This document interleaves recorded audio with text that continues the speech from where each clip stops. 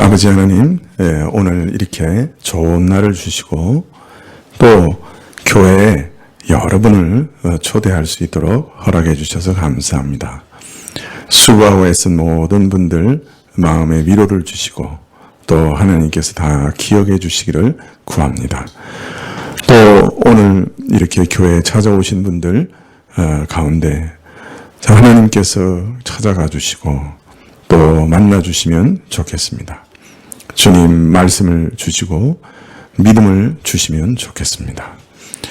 그래서 우리가 오늘 하루만 만나는 것이 아니라 계속해서 만날 수 있게 해주시면 좋겠습니다.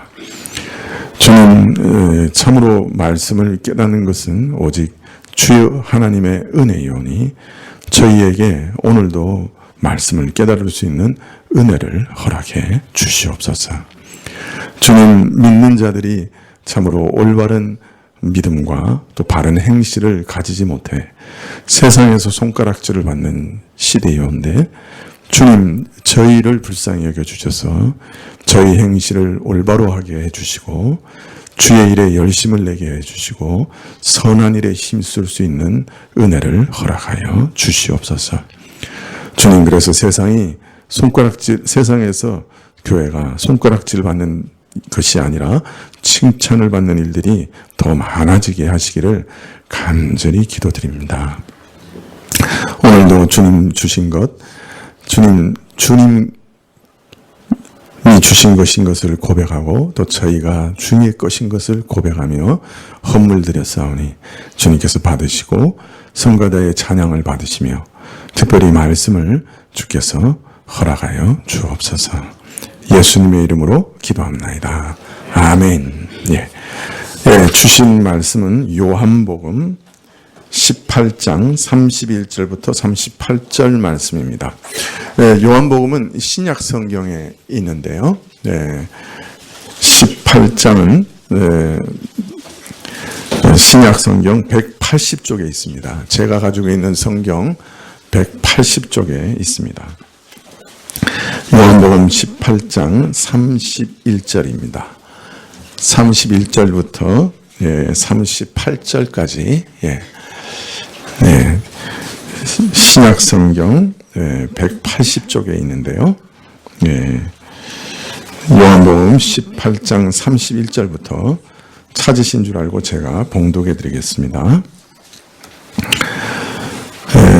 빌라도가 가로되 너희가 저를 데려다가 너희 법대로 재판하라. 유대인들이 가로되 우리에게는 사람을 죽이는 권이 없나이다 하니 이는 예수께서 자기가 어떤 죽음으로 죽을 것을 가리켜 하신 말씀을 응하게 하려 하심이로라. 이에 빌라도가 다시 관정에 들어가 예수를 불러 가로되 내가 유대인의 왕이냐? 예수께서 대답하시되 이는 내가 스스로 하는 말이뇨 다른 사람들이 나를 대하여 내게 한 말이뇨. 빌라도가 대답하되 내가 유대인이냐? 내 나라 사람과 대제사장들이 너를 내게 넘겼으니 내가 무엇을 하였느냐? 예수께서 대답하시되 내 나라는 이 세상에 속한 것이 아니라 만일 내 나라가 이 세상에 속한 것이었다면 내 종들이 싸워 나로 유대인들에게 넘기우지 않게 하였으리라. 이제 내 나라는 여기에 속한 것이 아니니라. 빌라도가 그러되 그러면 내가 왕이 아니냐? 예수께서 대답하시되 내 말과 같이 내가 왕이니라. 내가 이를 위하여 났으며 이를 위하여 세상에 왔나니 곧 진리에 대하여 증거하려 함이로라. 무릇 진리에 속한 자는 내 소리를 듣느니라 하신대 빌라도가 가로되 진리가 무엇이냐 하더라.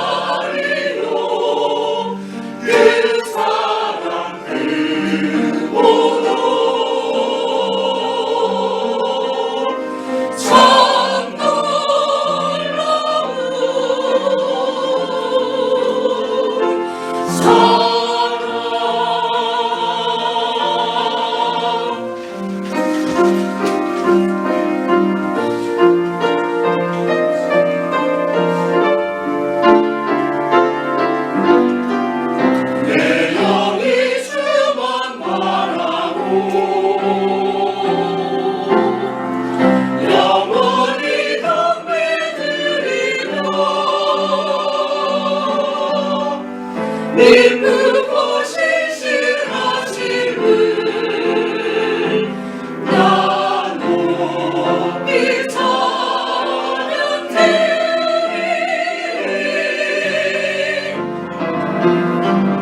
그 크신 사랑에서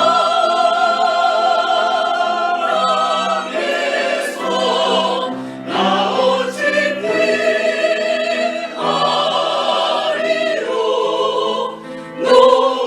높으신 주 언제나 동행하며 이끄시니. 그 크신 사랑에서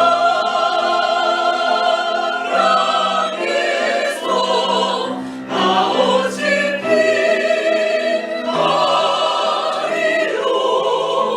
그 사랑 듣고도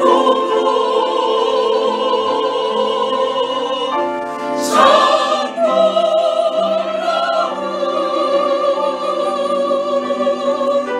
사랑.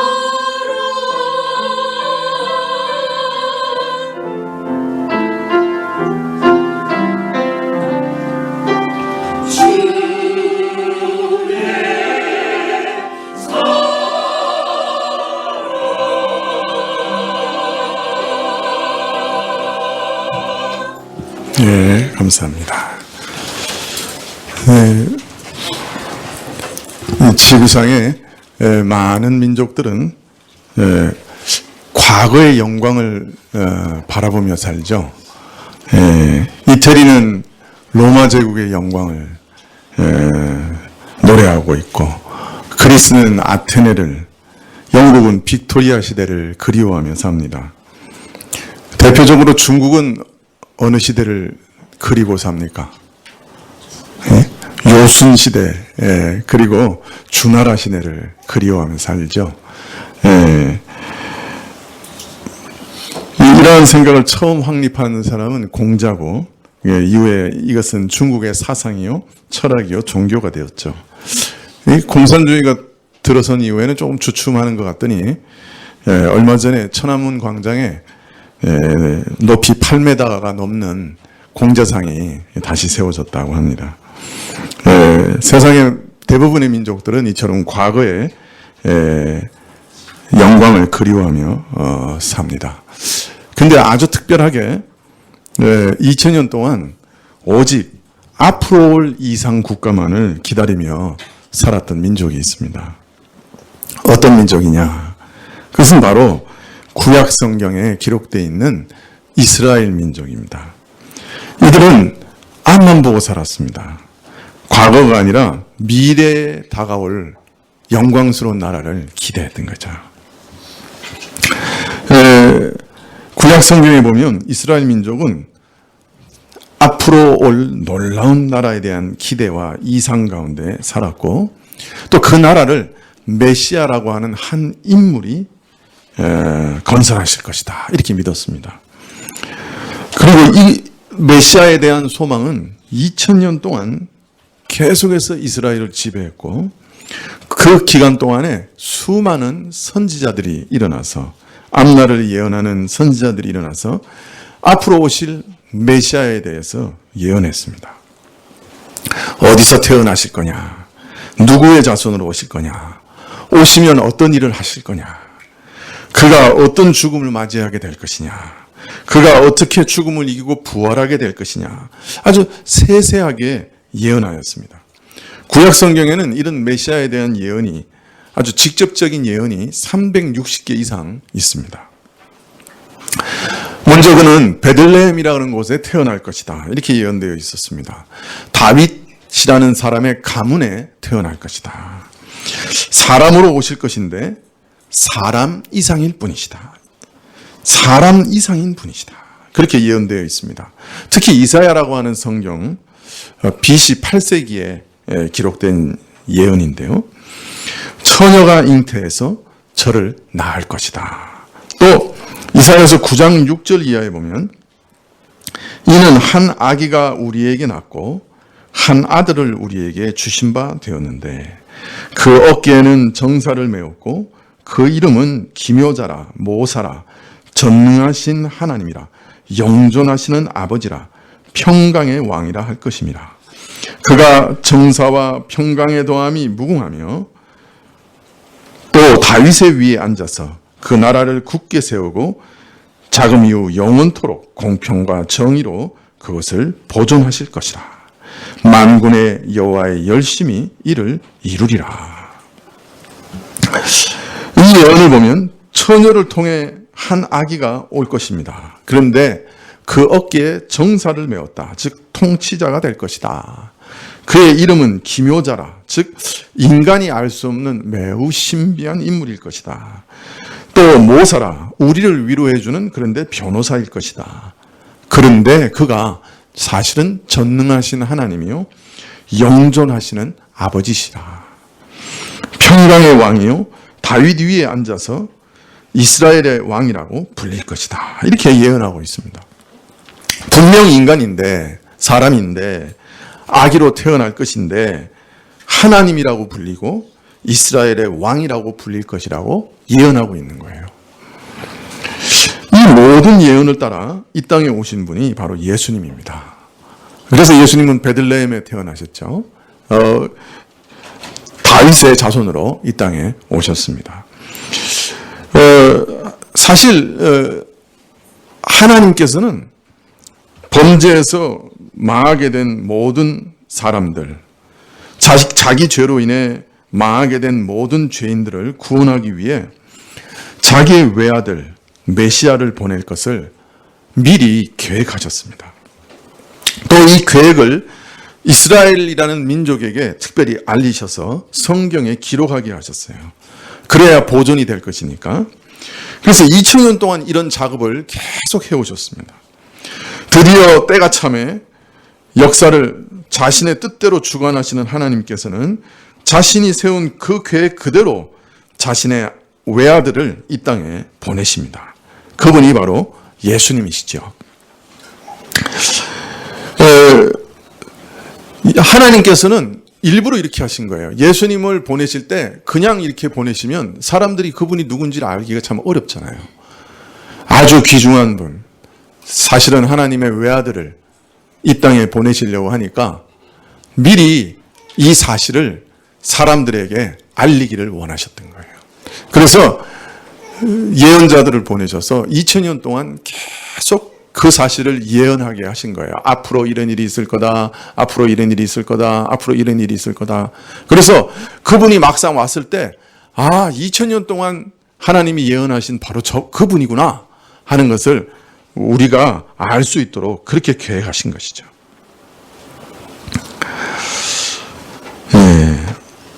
또 이것은 하나님께서 2000년 동안이나 자신의 계획을 이스라엘에게 미리 알려주셔서 청사진을 다 보여주신 다음에 그 계획대로 다 이루어내셔서 바로 이 아들을 보내신 분이 온 우주의 주인이고 역사의 주인이고 역사를 주관하시는 분이고 참 신이다 하는 것을 증거하신 거죠.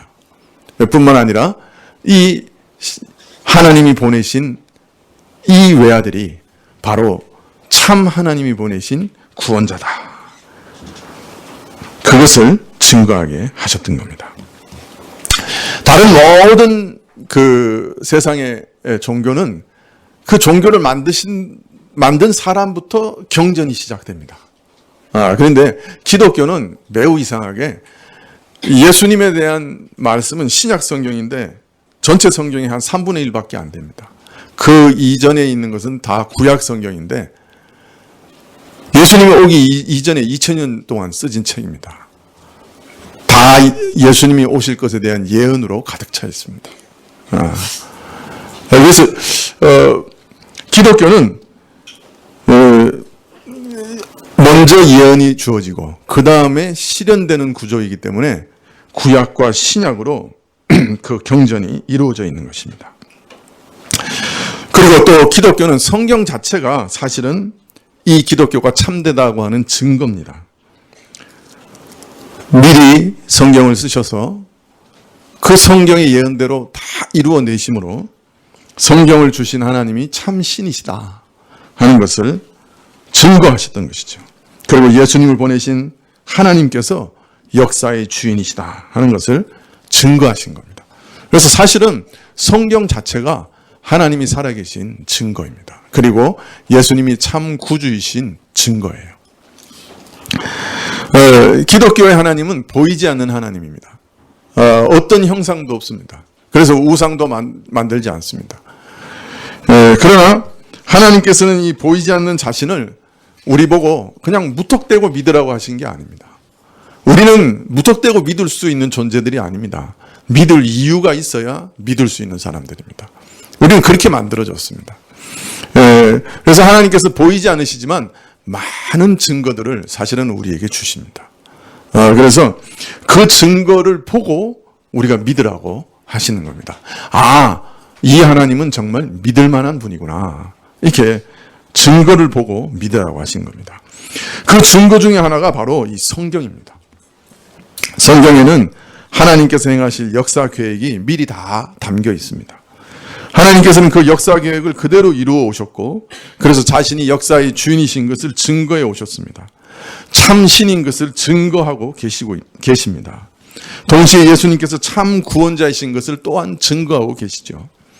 성경에서는 예수님께서 오실 것을 이렇게 예언하고 있습니다. 뿐만 아니라 성경 뒷부분에 보면 인간 역사가 끝날 때까지의 모든 하나님의 계획도 다 기록되어 있습니다. 놀랍죠? 그래서 오늘 집에 가셔서 한번 읽어보세요. 요한계시록이라고 하는 책은 또 공간복음, 예수님의 마태복음, 누가복음 이런 데는 예수님께서 마지막 역사가 끝날 때까지의 역사를 대략 이렇게 알려주고 계세요. 어떤 일이 일어날 거다 하는 것을 대강 알려주고 계십니다. 그래서 이 성경을 쓰신 분이 역사의 주인이시다 하는 것을 계속 증거하고 계시는 것이죠.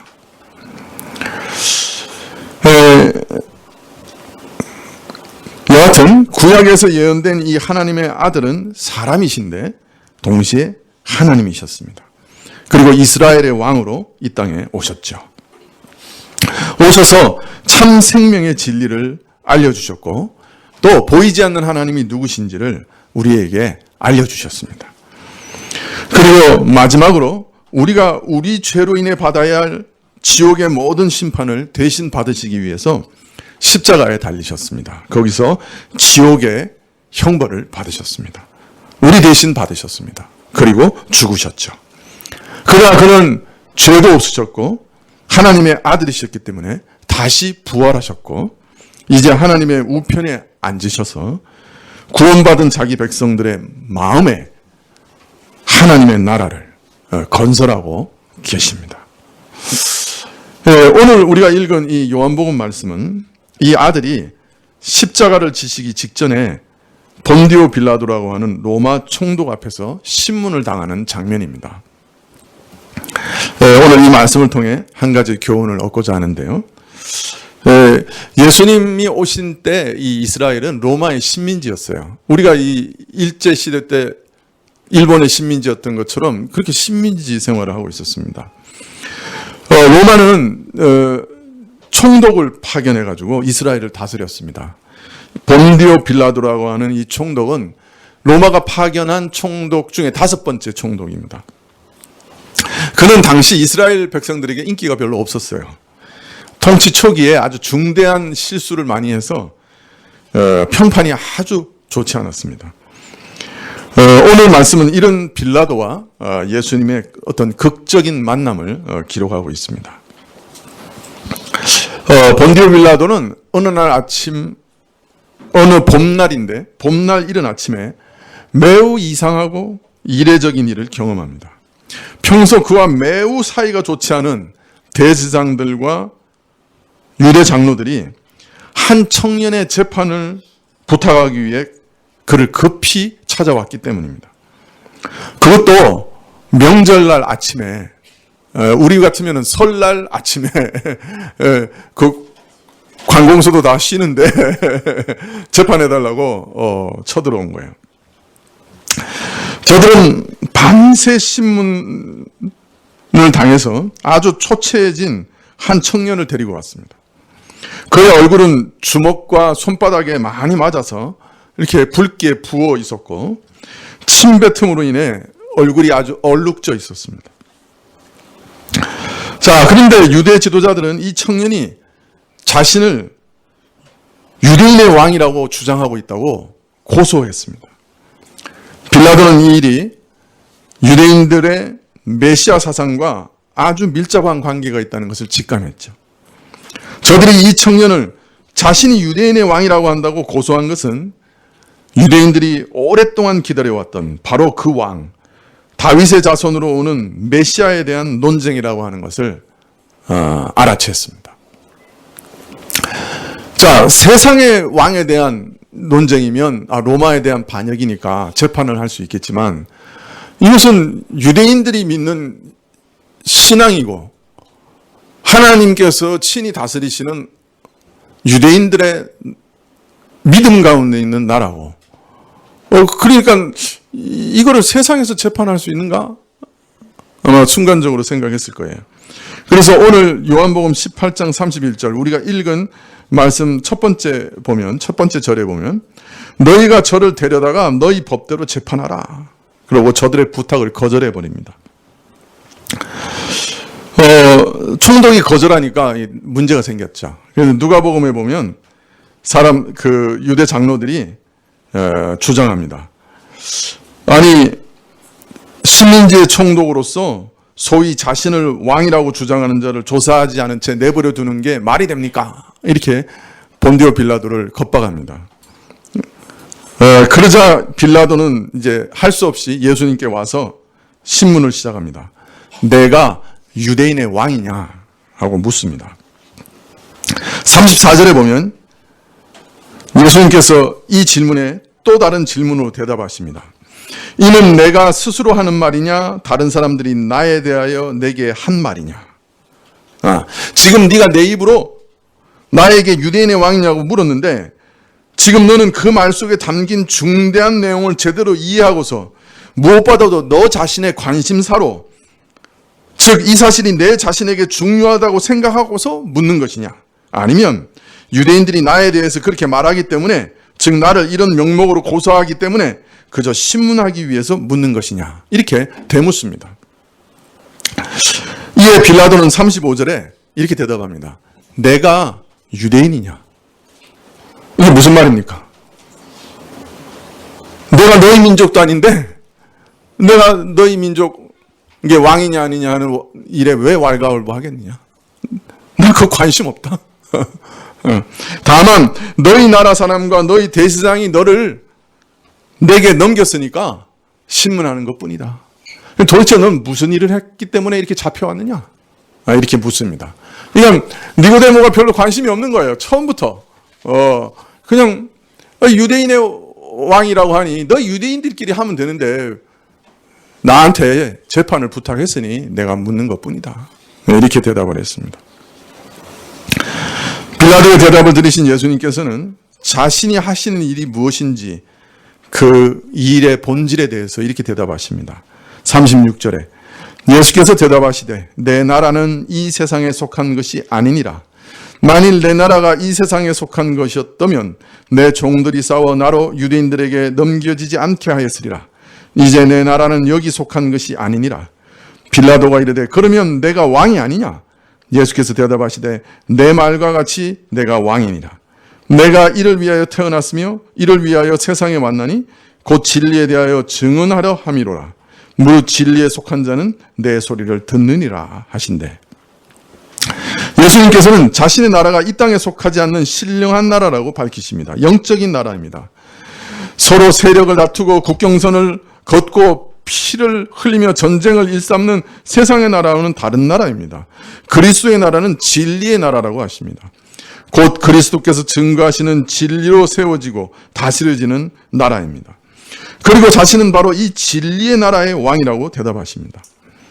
빌라도는 이 진리의 나라에 대해 듣고서 냉소적으로 38절에 이렇게 묻습니다. 진리가 뭐냐? 그리고 나서 질문하고 대답도 듣지 않고 바로 나가버립니다.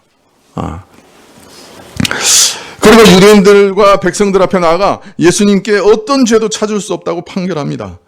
자, 그러자 유대인 지도자들과 백성들은 격분해서 자신을 하나님이라, 인간이면서 자신을 하나님이라, 하나님의 아들이라고 주장하는 이 신성모독을 하는 자를 더 이상 살려둘 수 없다 하고 아주 반란을 일으키려고 막 들고 일어났습니다. 밀란이 일어나려고 하자 빌라도는 나는 이 일에 아무 상관없다 하고 손을 씻어 자기 양심을 무마시키고 너희가 다 책임져라 하고 책임을 백성들에게 전가합니다. 그리고 예수님을 십자가에 못 박도록 허락합니다.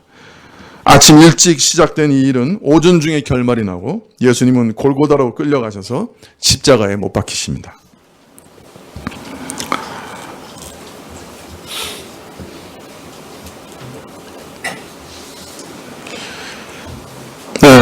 예수님께서는 본디오 빌라도에게 진리의 나라, 신령한 나라에 대해서 알리시려고 애쓰셨습니다. 그러나 애석하게도 빌라도에게 이 말씀은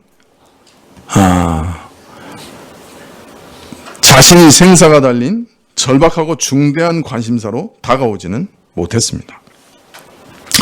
빌라도는 끝까지 방관자로 남았습니다.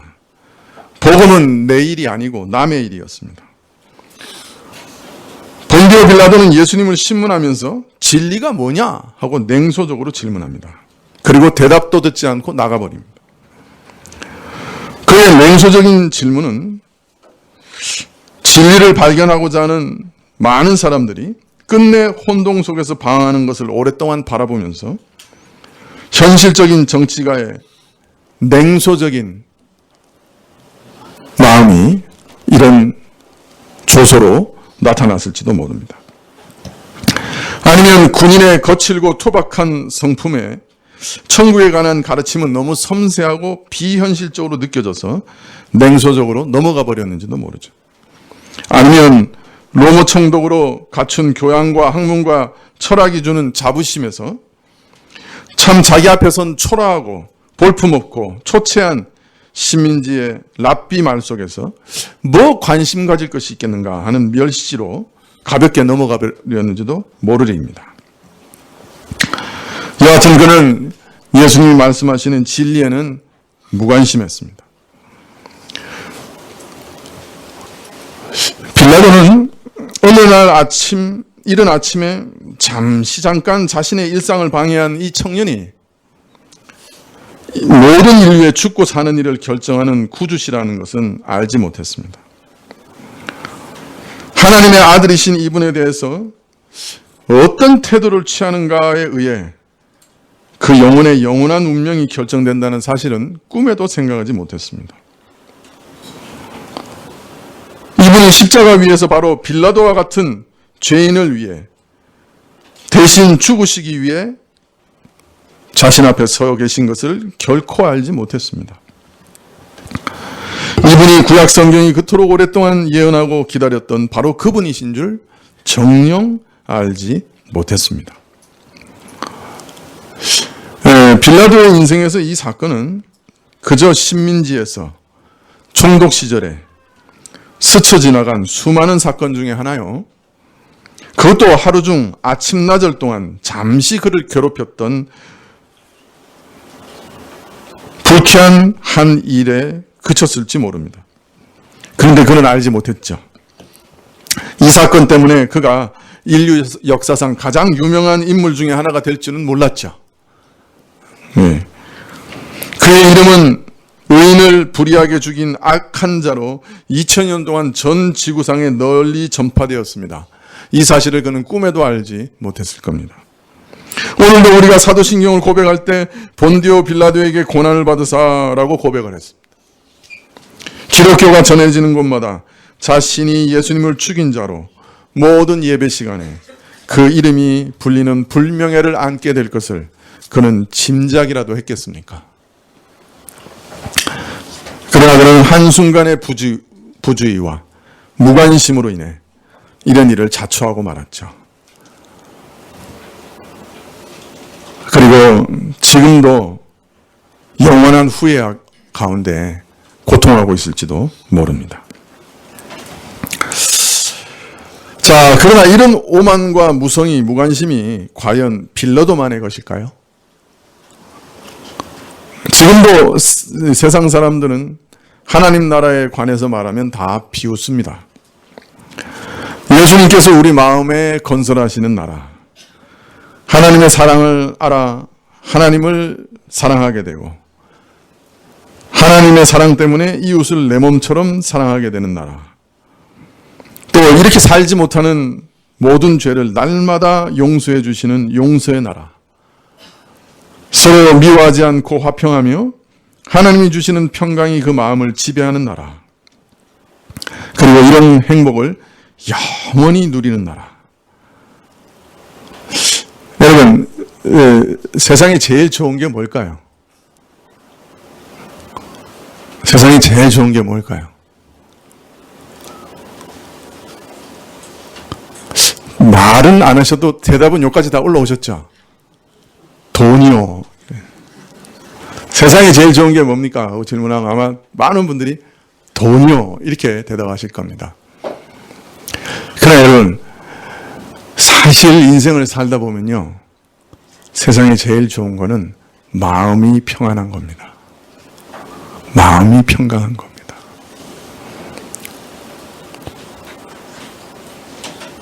마음이 평안하지 않으면요, 돈 아무리 있어도 행복은 없습니다. 마음의 기쁨과 평안과 행복이 있으면,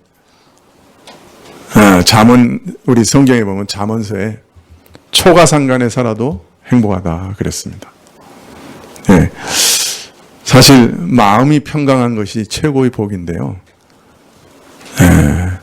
예수님은 우리 마음을 정말 평안하게 하십니다. 행복하게 하십니다. 하나님을 사랑하고 이웃을 정말 사랑하게 하십니다. 미움을 없애주고 용서하게 하시고 화평하게 하십니다. 하나님과 화평하게 하시고 사람과 화평하게 하십니다. 미래에 대한 걱정이 사라집니다. 하나님께서 나와 함께 하신다 하는 것이 나로 하여금 평안하게 합니다. 정말 마음이 평안해요. 신자들은 성령 하나님 안에서 이 평강을 종종 맛봅니다. 세상이 주지 못하는 큰 평강을 맛봅니다. 제가 고등학교 2학년 때였는데요. 종로서적에 가서 어떤 책을 하나 구해왔어요. 그때는 이제 종로서적이 제일 큰 서점이었는데, 그 책을 읽다가 보니까, 깜짝 놀랐어요. 내가 하나님 앞에 죄인이더라고요. 난 지금 그때까지는 나는 그런 것은 꿈에도 생각해 보지 못했는데, 내가 하나님 앞에 죄를 범하고 있더라고요. 내가 지은 모든 죄가 하나님의 율법을 다 어긴 것이라서 하나님 앞에 죄를 범하고 있더라고요.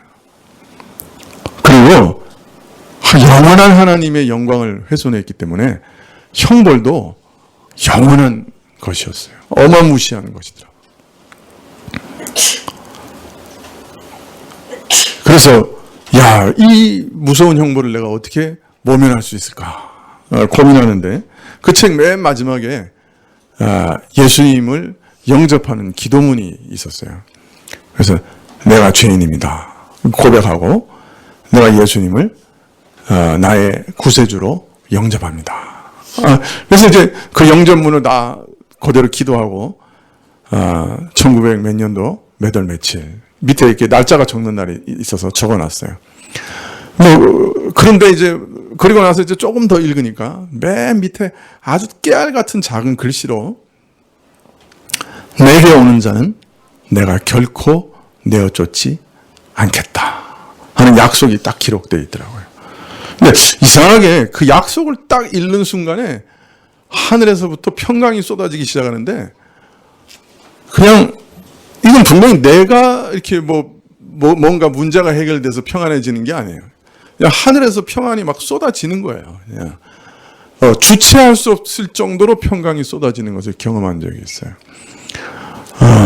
그 이후에도 참 고통스럽고 어려운 때가 많이 있는데 그래도 기도하다 보면 또 하나님께서 그런 이상한 상황을 뛰어넘는 평강을 허락하시는 거예요. 하나님의 나라는 이 평강의 나라예요. 그러나 이건 경험해보지 않으면 모르는 거예요. 그죠?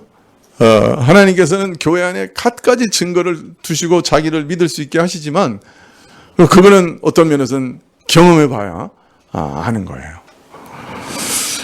바깥에서 보면 요사이 교회가 참 누추하죠. 그죠? 어떻습니까? 빌라도 앞에 섰던 예수님이 그 행색이 초라하고 누추해 보였던 것처럼 교회도 그 영광을 잃고 참 누추해 보입니다. 그래서 그런 교회의 모습을 보고 실망해서 예수님께로 선뜻 나오지 못하는 분들도 많이 있을 겁니다. 근데 이 땅의 교회는 종종 그 영광을 잃어버리고 마치 본디오 빌라도 앞에 서셨던 예수님처럼 누추하고 초췌하게 또 더럽게 보일 때도 있습니다. 그러나 그것은 교회의 구성원인 믿는 자들이 아직 온전한 믿음을 가지지 못한 결과이지 교회 자체가 누추한 것은 아닙니다. 예수님께서 누추한 모습으로 본디오 빌라도 앞에 서셨지만 실상은 하나님의 아들이셨고 이스라엘의 참 왕이셨던 것처럼 교회는 이 땅에서 그리스도의 복음을 배우고 구원을 얻을 수 있게 하는 유일한 기관입니다. 그래서 본래는 참 영광스럽고 복된 곳입니다. 그래서 교회를 멀리하고서 하나님의 영광을 발견하고 믿음을 경고히 할 길이 없는 것이죠. 물론 처음부터 올바른 믿음을 가지는 일은 쉽지 않습니다. 처음부터 하나님 나라를 구하기 위해 교회에 나오는 분들은 매우 드물죠. 처음에 우리 관심은 전부 우리 자신의 필요입니다. 그래서 어떤 분은 정말 먹고 사는 가장 기본적인 욕구를 충족시켜줄 하나님을 찾으러 교회에 나오시기도 합니다. 내가 무엇을 먹고 무엇을 입고 사느냐, 어떻게 하면 잘 살 수 있느냐, 어떻게 하면 돈을 벌 수 있느냐, 어떻게 하면 세상에서 생존할 수 있느냐, 어떻게 하면 세상에서 성공할 수 있느냐, 어떻게 하면 내 자식이 잘 될 수 있느냐, 어떻게 하면 내 남편이 잘 될 수 있느냐, 그런 것을 구하기 위해 예수님께 나오시는 분들도 있습니다. 또 어떤 분들은 자신이 가진 인생의 여러 풀리지 않는 문제와 근심을 해결해 줄 절대자를 찾아 나오기도 합니다. 남편과의 관계가, 아내와의 관계가, 심지어는 자기 자신과의 관계가 해결되지 않아서 이런 인생의 여러 해결되지 않는 문제 때문에 하나님께 나오기도 합니다. 또 어떤 사람들은 고침받지 못할 질병 때문에, 고치지 못하는 질병 때문에 치료하기 위해 교회로 나옵니다. 좀 더 고상한 분들은 사람이 살아갈 바른 도리를 찾으려고 교회에 나오기도 합니다. 또 어떤 분들은 세상 사람들과 사귀다 보니 너무 상스러워서, 그래도 교인들은 점잖은 사람들이라 고상한 교제를 하기 위해 교회에 나오기도 합니다. 어떤 분들은 지옥에 가지 않으려고 형벌을 피하고자 예수님께 나오기도 합니다.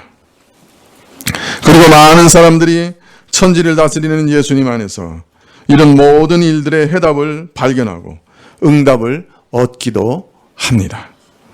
그러나 예수님께서는 정녕 우리에게 주시기를 원하는 것을 우리가 발견하기를 원하십니다. 그것은 하나님의 나라입니다. 예수님께서 인간의 가장 궁극적인 생애 목적에 대해 말씀하시기를 너희는 그의 나라와 그의 의를 구하라고 하셨습니다. 예수님께서는 죄를 용서받고 구원받아 이제 날마다 죄를 이기는 삶을 살기를 원하십니다. 예수님은 자신의 마음에 예수님을 왕으로 모시는 삶을 신자들이 살아가기를 원하십니다.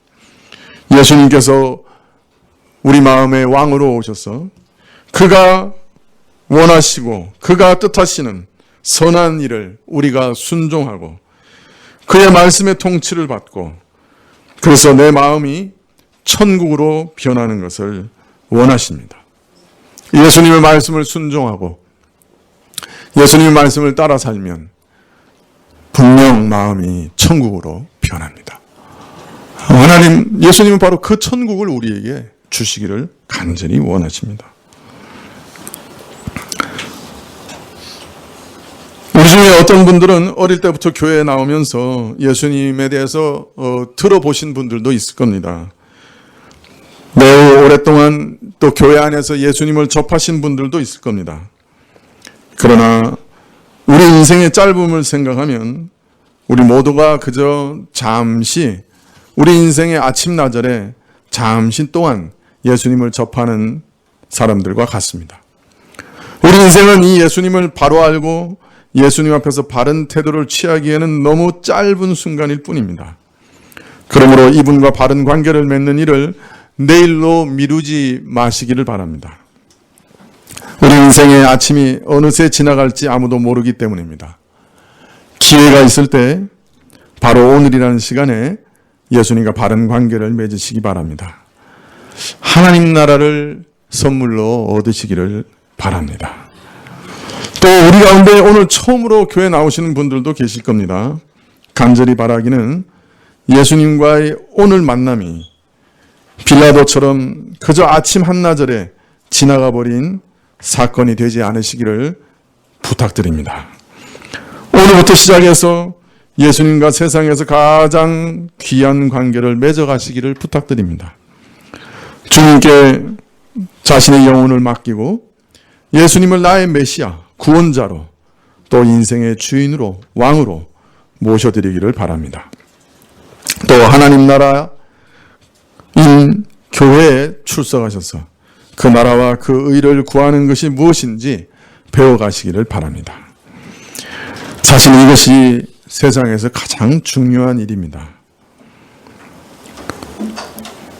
이 땅에서 모든 좋은 것을 얻는다 할지라도 영원한 하나님의 나라를 잃어버린다고 하면 그 모든 좋은 것들이 무슨 소망이 있겠습니까? 예수님을 놓쳐버리시면 세상에서 가장 크고 중요한 분을 잃어버린 일이 될 것입니다.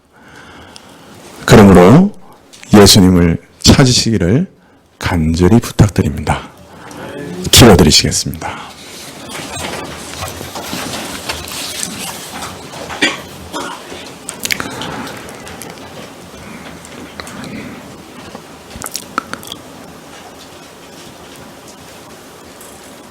오늘 이 아침에 아주 짧은 말로 예수님을 소개하고 또 예수님과 함께 앞으로 영원히 사시도록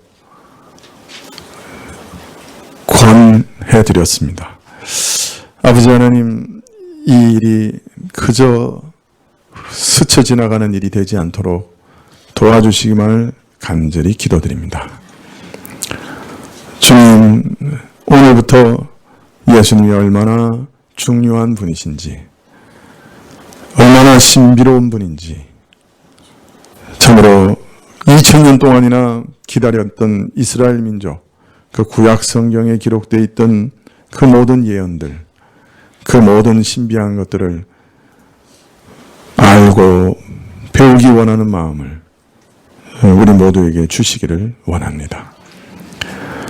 주님 주신 수많은 증거들 앞에 저희 마음이 열려서 그 증거를 보게 해주시고 또 그 증거 가운데서 예수님을 믿으며 살아갈 수 있도록 도우시기를 간절히 구합니다.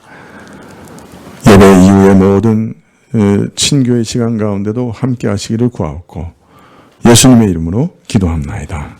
아멘. 97장 찬송하시겠습니다.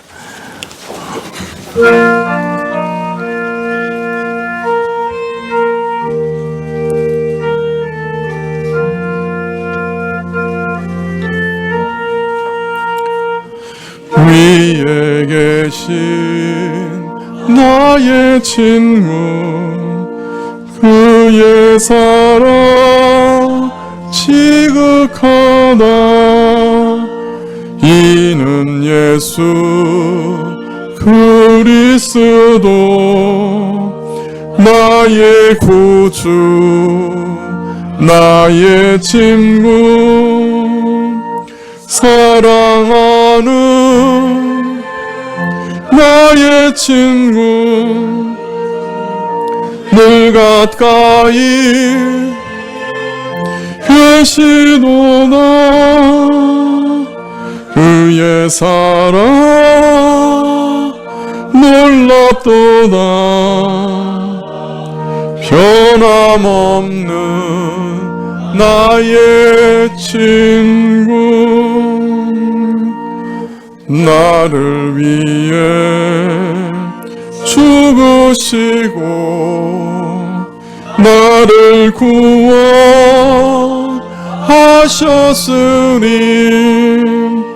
기쁨으로 경배하며 찬양하리. 나의 친구 사랑하는 나의 친구 늘 가까이 계시도다.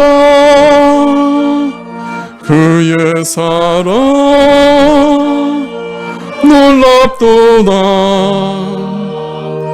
변함없는 나의 친구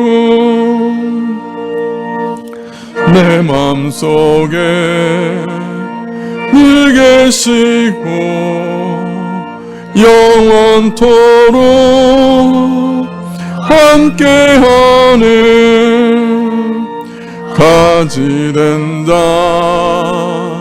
하나 되리. 포도나무 나의 친구 사랑하는 나의 친구 늘 가까이 계시도다. 그의 사랑 놀랍도다. 변함없는 나의 친구 그날이와 황금길에 그의 영광 바라보며 그의 팔로 날 안을 때 만나보리. 나의 친구 사랑하는 나의 친구 늘 가까이 계시도다. 그의 사랑 놀랍도다. 변함없는 나의 친구.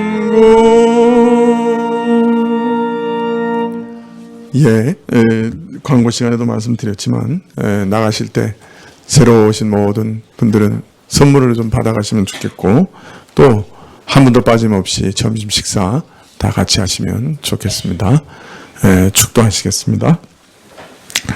지금은 우리 주 예수 그리스도의 은혜와 하나님 아버지의 그 크신 사랑과 이 은혜와 사랑을 깨닫게 하시고 누리게 하시는 성령님의 교통하시고 역사하심이 오늘 함께 예배드린 모든 분들 위해 지금부터 영원까지 함께 계실지어다. 아멘.